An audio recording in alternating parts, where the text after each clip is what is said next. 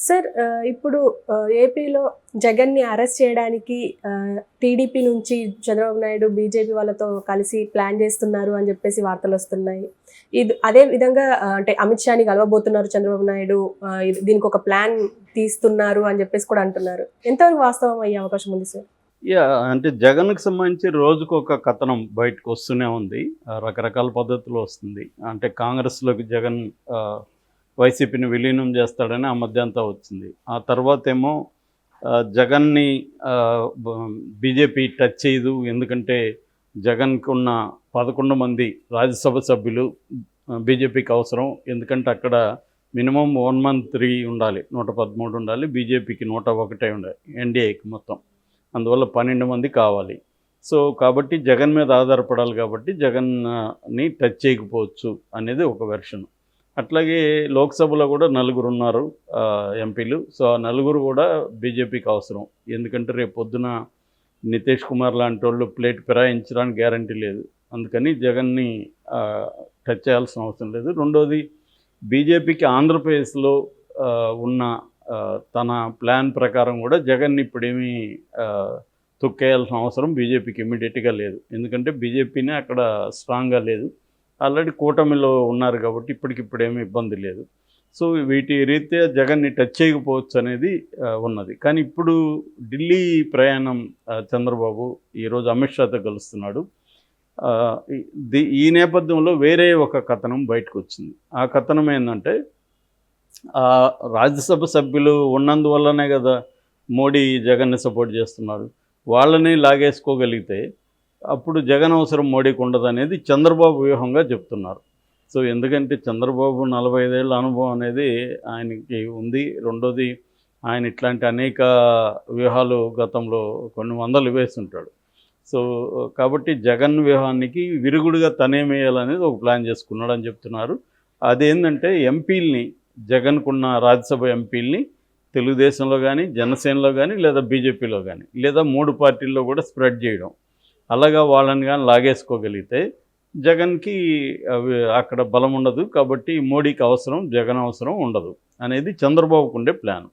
అందుకనే ఆల్రెడీ నెల్లూరుకు చెందిన బీద మస్తాన్ రావు, ఆయన ఒక రాజ్యసభ సభ్యుడు. అట్లాగే వైజాగ్లో గొల్ల బాబురావు, తర్వాత తెలంగాణలో ఉన్న ఆర్ కృష్ణయ్య, తర్వాత కడపలో మేడ మల్లికార్జునరావు, వీళ్ళందరితో ఆల్రెడీ మాట్లాడారు. వాళ్ళు రెడీగా ఉన్నారు వైసీపీ నుంచి బయటకు వచ్చేదానికి అని ఒక టాక్ కనిపిస్తుంది.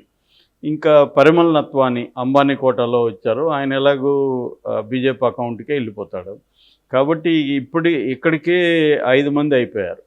సో ఇంకొక 2-3 లాగగలిగితే వీక్ అయిపోతుంది వైసీపీ. కాబట్టి ఇబ్బంది ఉండదు. ఎందుకంటే ఆల్రెడీ ఇక్కడ కేసీఆర్ 4 రాజ్యసభ సభ్యులను ఆఫర్ చేస్తున్నాడు. కవితని రిలీజ్ చేయగలిగితే మేము ఈ 4 పంపించడానికి బీజేపీలోకి పంపిస్తామని చెప్తున్నారు. ఎందుకంటే గతంలో కూడా చంద్రబాబు ఇదే విధంగా తన ఎంపీలని బీజేపీలోకి చేర్చి తను దాని నుంచి ప్రొటెక్షన్ తీసుకున్నాడు. ఇప్పుడు కూడా అదే పద్ధతిలో కేసీఆర్ కూడా ఆఫర్ చేస్తున్నాడు. అందుకనే ఇటు కేటీఆర్, అటు హరీష్ రావు గత 10 రోజుల నుంచి ఢిల్లీలో కూర్చొని మంత్రాలు చేస్తున్నారు. సో అదే పద్ధతిలో ఇప్పుడు చంద్రబాబు కూడా ఇటు నుంచి నరుకొస్తున్నాడు. సో ఇప్పటికే రెడీగా 5 మంది ఉన్నారు. ఇంకొక 2-3 లాగేసుకోగలిగితే ఈ 4 ఎలాగ ఉంటారు కాబట్టి ఎన్డీఏకి బిల్లులు పాస్ అవ్వడానికి ఇబ్బంది ఉండదు అనేది ఒక వెర్షన్. సో ఇది కానీ జరిగితే మోడీ గ్రీన్ సిగ్నల్ ఇచ్చే అవకాశం ఉంది అరెస్టుకు. ఎందుకంటే చంద్రబాబు ఈసారి ఎట్టి పరిస్థితుల్లో లోకేష్కి గ్రౌండ్ క్లియర్ చేసి పెట్టాలి ఆయనకి. ఎందుకంటే 80 years వస్తుంది నెక్స్ట్ ఎలక్షన్కి వచ్చేసరికి 2029కి. అప్పుడు లోకేష్ని సీఎం క్యాండిడేట్గా ప్రొజెక్ట్ చేయాల్సిన అవసరం చంద్రబాబుకు ఉంటుంది.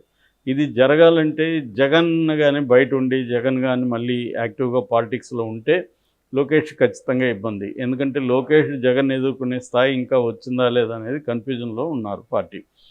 ఏదేమైనా చంద్రబాబుకి అయితే ఈక్వలెంట్గా లోకేష్కి ఇప్పుడు పనిచేయలేడు.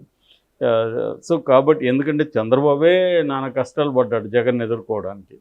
సో అందుకని జగన్ కానీ బయట ఉంటే, ఎందుకంటే అక్కడ ఆ మధ్య అయ్యన్న పాత్రుడి దగ్గర వచ్చిన డిస్కషన్ చూస్తే కూడా జగన్కి అంగబలం ఉంది, అర్ధబలం ఉంది. అంటే డబ్బులు ఉన్నాయి, మనుషులు ఉన్నారు, అతను వెనక ఒక కులం ఉంది, వ్యవస్థలో ఇంకా అతను మనుషులు ఉన్నారు.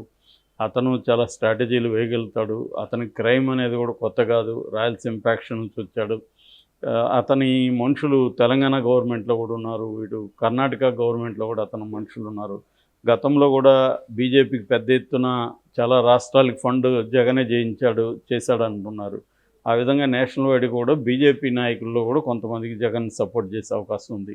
ఇవన్నీ చూసి చంద్రబాబు ఏం ప్లాన్ చేస్తున్నాడంటే ఇప్పుడే దెబ్బ కొట్టాలి జగన్ను, లేకపోతే మళ్ళీ కష్టమవుతుంది. ఇప్పుడైతే ఈ 5 ఏళ్ళు తాను అధికారంలో ఉంటాడు, కేంద్రంలో కూడా తనకి పట్టు ఉంటుంది కాబట్టి ఇప్పుడు కానీ జగన్ని జైల్లో కన్విక్షన్ కానీ తీయించగలిగితే, ఎందుకంటే ఆల్రెడీ 10 ఏళ్ళుగా బెయిల్ మీద ఉన్నాడు. ఇప్పుడు ఆ కేసులు కోర్టులు కూడా వేగవంతం చేయమని చెప్పాయి. మొన్న హైకోర్టు కూడా సిబిఐ కోర్టుని ఈ కేసుల్ని రెగ్యులర్గా రోజువారీ విచారించమని కూడా ఆదేశించింది.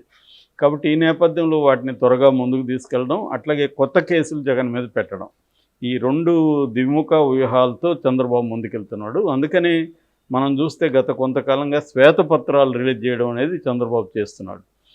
నిజానికి వాటికి పెద్ద జనంలో పెద్ద రిసెప్షన్ ఏం లేదు ఆ శ్వేతపత్రాలకి. కానీ చంద్రబాబుకు ఒక వ్యూహం ఉంది శ్వేతపత్రాన్ని. ఇప్పటివరకు ఏంటంటే పోలవరం మీద, అమరావతి మీద, తర్వాత విద్యుత్ రంగం మీద, లేటెస్ట్గా అటవీ, సహజ వనరులు, గనులు, వీటి మీద, అంటే ఈ ప్రతి రంగంలో జగన్ అవినీతికి పాల్పడ్డాడు, వైసీపీ నాయకులు అవినీతికి పాల్పడ్డారు, ఎక్కడెక్కడ ఎంతంత దుర్వినియోగం చేశారు, ఇవన్నీ డీటెయిల్గా చెప్తున్నారు. ఆయన పవర్ పాయింట్ పెట్టి మరీ ప్రెస్ మీట్లో చెప్తున్నాడు. ఇది ఎందుకు చేస్తున్నాడంటే మనకి రేవంత్ రెడ్డిని చంద్రబాబు కాపీ కొడుతున్నట్టు కనబడుతుంది. రేవంత్ రెడ్డి కూడా వచ్చి రాగానే శ్వేతపత్రాలు మొదలుపెట్టాడు. మొత్తం ఆర్థిక పరిస్థితి, విద్యుత్ రంగము, నీటిపారుదల, అలా ఒక్కొక్క రంగం మీద రేవంత్ రెడ్డి కూడా చేశాడు. నెక్స్ట్ స్టెప్ రేవంత్ రెడ్డి ఏం చేశాడు, కమిషన్లను నియమించడం. ఈ కమిషన్ల ద్వారా జడ్జిల్ని పెట్టి ఏకసభ్య కమిషన్లు 2 వేశాడు. సో జస్టిస్ చంద్ర, తర్వాత నరసింహారెడ్డి మొన్న. సో ఇలాగా ఏంటంటే ఒక ప్లాన్ ప్రకారం స్ట్రాటజిక్గా, అంటే డైరెక్ట్గా అరెస్ట్ చేసేసి ఇదేదో కక్ష సాధింపులా కనపడకుండా ఒక step by step due process అంటారు కదా, అటువంటి ఒక డ్యూ ప్రాసెస్ని ఫాలో అవుతున్నట్టుగా కనిపిస్తుంది. శ్వేతపత్రం, మళ్ళీ కమిషను, తర్వాత కేసులు పెట్టి జగన్ని. ఈ లోపల ఏంటంటే ప్రజల్లో విస్తృతంగా అవినీతిని తీసుకెళ్ళడం, ఏ రంగాల్లో ఎంత చేసింది అనేది, దాని తర్వాత కోర్టుల ద్వారానే జగన్ని అరెస్ట్ చేయించే కార్యక్రమం అనేది చంద్రబాబు చాలా ప్లాన్డ్గా చేస్తున్నాడు. అంటే ఎప్పుడైనా ఇప్పుడు చెస్ గేమ్లో మనం ఒక స్టెప్ వేస్తే ఎనిమిది ఏమేయగలడు ప్రత్యర్థి, దానికి మనం ఏం వేయాలి, ఇలాగా మినిమం ఒక 10 స్టెప్పులకి ప్రిపేర్ అయి ఉండాలని చెప్తారు.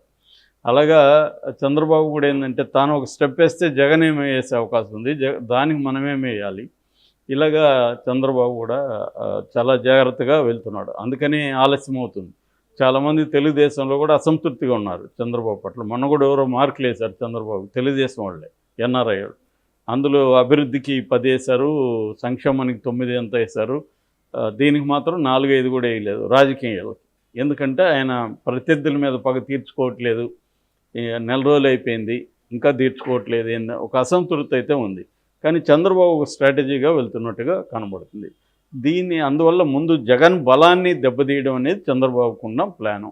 మోడీకి జగన్ అవసరాన్ని తీసేస్తే అప్పుడు మోడీ జగన్ని సపోర్ట్ చేయడు, సేవ్ చేయడు, అప్పుడు జగన్ మనకి వల్నరబుల్గా దొరికిపోతాడు. ఇది చంద్రబాబు వ్యూహం.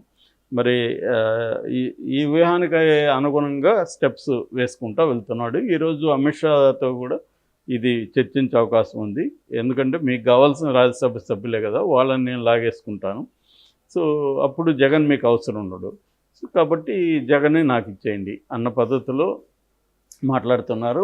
దానికి వాళ్ళు కూడా ఓకే అంటున్నారు. ఎందుకంటే వాళ్ళకేమి జగన్ మీద ప్రేమో చంద్రబాబు మీద ప్రేమో ఏమి ఉండదు బీజేపీ వాళ్ళకి ఏంటంటే మనకి అధికారంలో ఉండడానికి ఒకటి ఇమ్మీడియట్గా షార్ట్ టర్మ్ గెయిన్స్ ఏంటి, లాంగ్ టర్మ్ ప్లాన్ ఏంటి, ఈ రెండిట్లో ఫిట్ అయిన వాళ్ళే తమకు అనుకూలంగా ఉంటే ఉంటారు, లేదంటే వాళ్ళని తనే తొక్కేస్తుంది బీజేపీ.